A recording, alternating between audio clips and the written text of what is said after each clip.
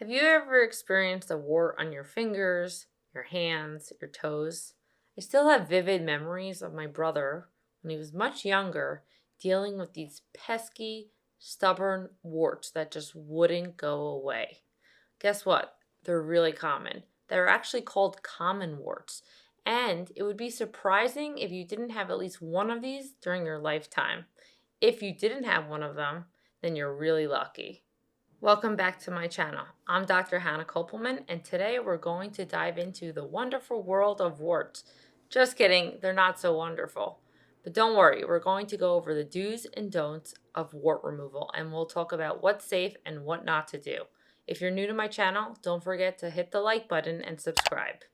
The warts we're going to be focusing on today are small, non-cancerous growths, actually caused by a virus called the human papillomavirus, HPV for short. This virus can cause many different types of warts. Today we're going to be focusing on common warts, flat warts, and plantar warts. So as I mentioned, you can see these on your fingers, your hands, the soles of your feet. They're pretty annoying. You can also find them on the shins and your legs. We're going to go over the do's and don'ts. Let's get started. Unfortunately, warts are contagious and they can spread just from skin to skin contact from one person to another. Also, they can spread just by touching objects or things that are contaminated by the human papillomavirus. There are a few common ways to acquire a wart or this human papillomavirus. One very common way is if you have cracks in your skin or have eczema or dry skin because your skin barrier is impaired. So it's very easy for the virus to infect those skin cells. If you're someone who is on a sports team, like for instance, a wrestling team, very, very often patients who are on those teams can get warts because you're touching someone else. And so it's easily spread from one person to another. Now that I've covered what warts are and what they look like and who can get them, I want to go through the list of the do's and don'ts of wart removal that I recommend you follow. First, let's run through the do's, because it's always good to start with the good things, and then we'll talk about the bad things. Do start with salicylic acid at-home treatments. Salicylic acid works by killing the human papillomavirus in your cells, causing an irritation, and eventually the hope is to get rid of the wart. So some warts can get very thick on top, and the best way before you treat them with salicylic acid to get rid of that thickness is actually soaking them in warm water. Put your fingers, your hands, your toes, or your feet in a warm water bath for about 5 to 6 minutes, let it soften up, then take a nail file or an emery board and file it down. That gets the top layer off and it really smooths out the surface of the wart.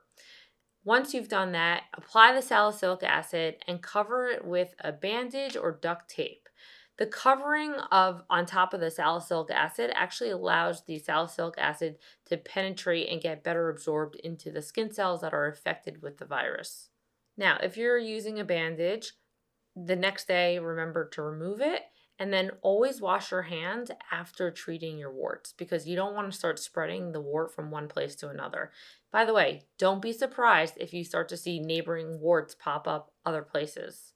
Now, you probably think I'm crazy because I mentioned using duct tape, and it actually is found that duct tape, just the adhesive on the duct tape, applying that to the wart and then ripping it off a couple of days later without even putting salicylic acid underneath it, just the action of ripping that adhesive away from the wart removes the skin cells and takes away the virus. So this is another method you can try at home. There are many over-the-counter options that don't require a prescription for wart removal. One I recommend is Dr. Scholl's wart removal strips, and this contains 40% salicylic acid. I do recommend seeing a dermatologist if your wart is not getting better at home because there are other treatments that you can try in the office that are very effective.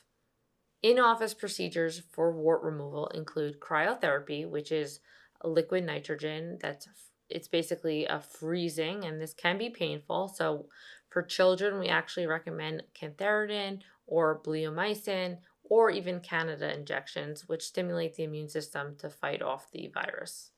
If you're someone who likes to go to gyms, public pools, or saunas, don't forget to wear your flip-flops because unfortunately, and I'm sorry to break the news to you, but there's human papillomavirus likely living in that shower or in that sauna. So to prevent you from getting plantar warts, wear your flip-flops. Also, change your socks often if you find that you're getting sweaty down there because, as I said, human papillomavirus thrives in warm, humid conditions. So when your socks are starting to get sweaty, the HPV virus is having a great time in there. So try to change your socks and keep them dry. If you're someone with dry skin, eczema, or even cracks, try to use moisturizer frequently because this will prevent the wart virus from spreading. Finally, we're up to the don'ts. Don't try at-home surgery on your warts, especially if you're diabetic, because diabetics have a really poor time healing. So this is a big no-no. Don't try to pick off or scratch your warts. This can spread the human papillomavirus very easily to yourself and other people. If you're a nail biter, don't bite your nails. This is another really easy way to spread the wart virus. So go to the store and buy some nail liqueur that tastes disgusting, paint it on your nails, and that will prevent you from biting your nails. The last thing you want to do is have warts all over. Don't drag a razor over a wart while shaving. This is a way to spread the wart to other places. I actually saw a patient who had warts on her leg and she spread it to the other leg because she kept shaving over the wart. Don't do this. If you need to shave your legs, just shave around it or draw a circle around the wart so you avoid that area when you're shaving. Don't try treating your warts at home with apple cider vinegar. There is no scientific evidence that this is an effective method for treating your warts, and it can cause chemical burns.